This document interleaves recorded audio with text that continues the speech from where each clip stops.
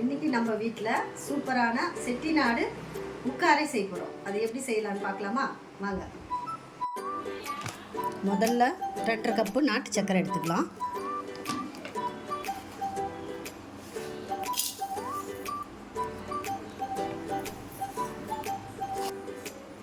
ஒரு cup பாசிப்பருப்புக்கு 2.5 cup நாட்டு சக்கரை.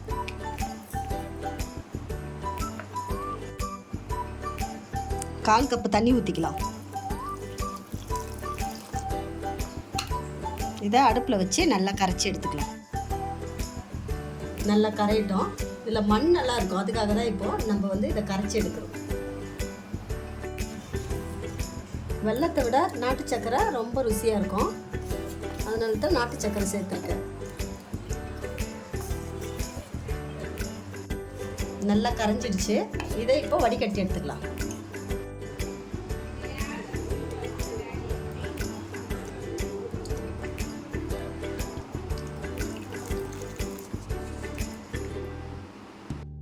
இதை இப்போது ஓரமாக எடுத்து வச்சுக்கலாம். நல்ல திக்கான கடாயாக ஒன்று எடுத்து வச்சுங்க. இப்போ இதில் பாசிப்பருப்பு வறுத்துக்கலாம்.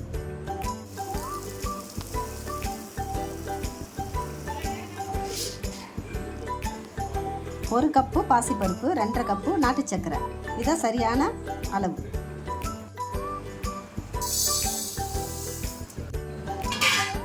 அடுப்பு நல்லா சிம்மில் இருக்கட்டும். நல்லா ப்ரௌன் ஆகணும். ரொம்ப ப்ரௌன் ஆகணும்னு அவசியம் இல்லை. இந்த வாசனை வரும், பருப்பு வாசனை வரும். பாசிப்பருப்பு நல்லா கலர் மாறக்கூடாது. ஒரு 1-2 நிமிஷம் நல்லா வறுத்து எடுத்துக்கலாம்.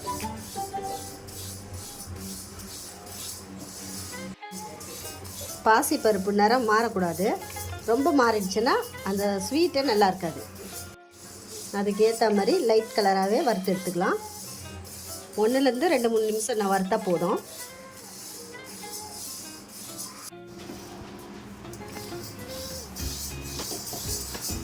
நல்லா வறுபட்டுடுச்சு. இந்த ஸ்டேஜில் எடுத்துடலாம். இது நல்லா ஆறட்டும். ஆறின உடனே நம்ம குக்கரில் போட்டுக்கலாம். நல்லா ஆறிடுச்சு. இந்த ஸ்டேஜில் நம்ம குக்கரில் சேர்த்துக்கலாம்.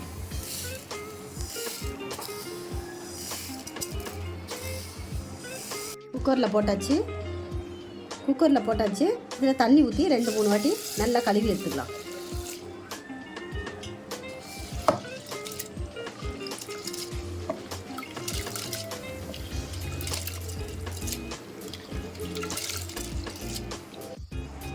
நல்லா கழுவியாச்சு. இப்போ 3 கப்பு தண்ணி சேர்த்துக்கலாம்.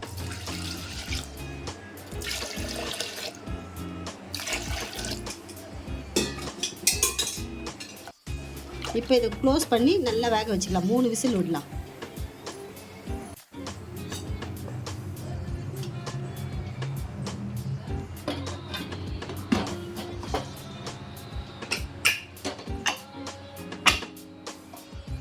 ஒரு 3 விசில் வரட்டும். 3 விசில் வந்துருச்சு. நல்லா குழஞ்சிருக்கு. இந்த மாதிரி இருக்கணும்.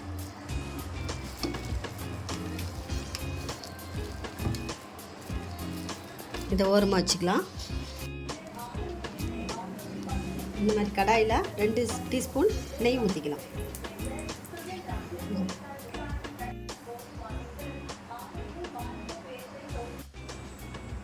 நெய் சூடானதும் முந்திரி பருப்பு வறுத்துக்கலாம்.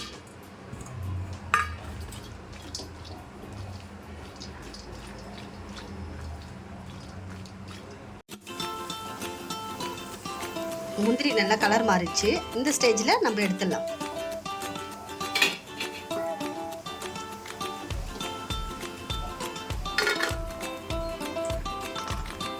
இதே நெய்யில் 1/2 கப் நெய் சேர்த்துக்கலாம்.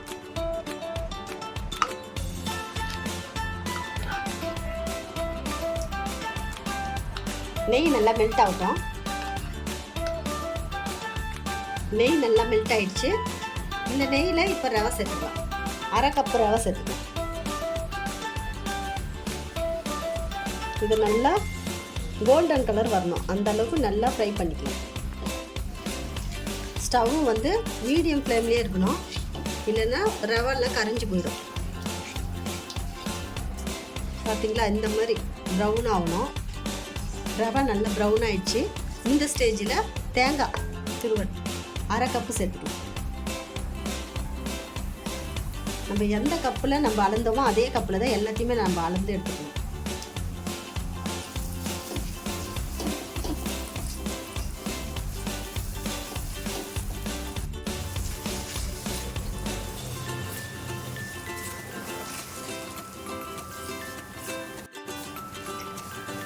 எல்லாமே சேர்ந்து பொன்னிறமாக வரும். அது வரைக்கும் நல்லா கிண்டிக்கிட்டே இருக்கலாம்.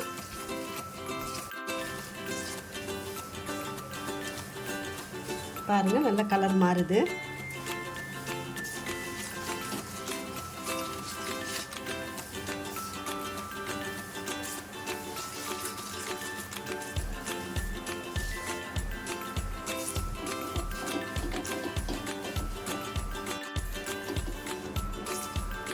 நல்லா கோல்டன் கலர் வந்துடுச்சு.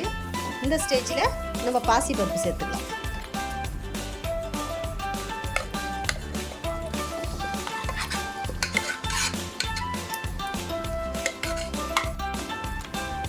இதை கொஞ்சம் இப்போ நல்லா கலந்து விட்டுக்கலாம்.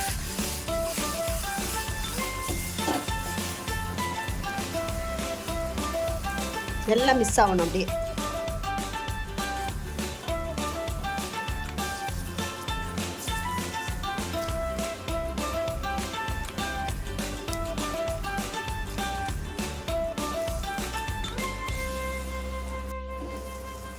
நல்லா கலந்தாச்சு.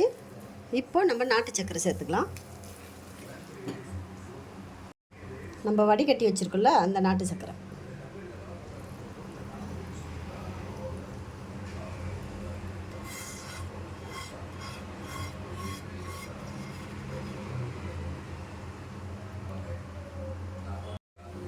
இப்போ நல்லா கலந்து விட்டுடலாம்.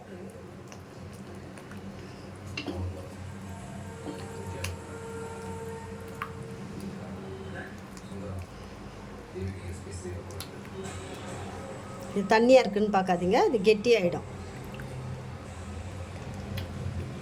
இது கூடவே ஏலக்காய் பொடி சேர்த்துக்கலாம்.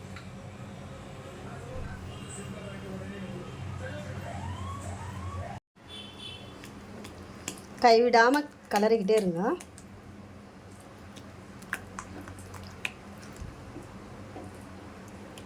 ஸ்ரீரங்க கோயில் ஸ்பெஷல் இது.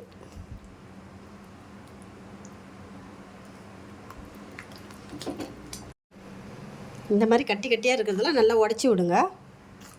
இது கிண்டிக்கிட்டே இருக்கும்போது நெய்யெல்லாம் பிரிஞ்சு வெளியே வரும்.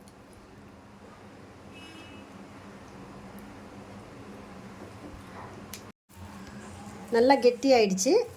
இதுதான் கரெக்டான பதம். இதுதான்.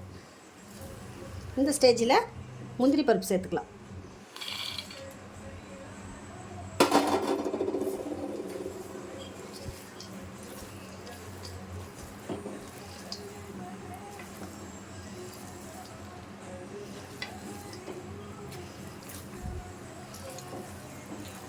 அவ்வளோதான்.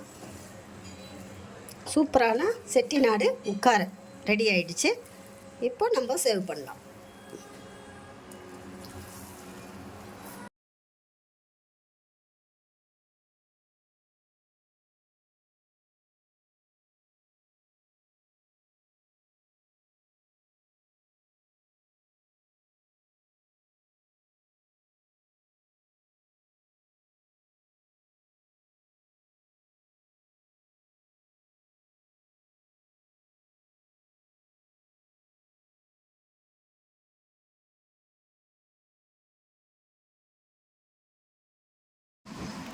சூப்பரான செட்டிநாடு உட்காரை ரெடி ஆயிடுச்சு. இதை வீட்டில் செஞ்சு பார்த்துட்டு கமெண்ட்டில் பண்ணுங்கள்.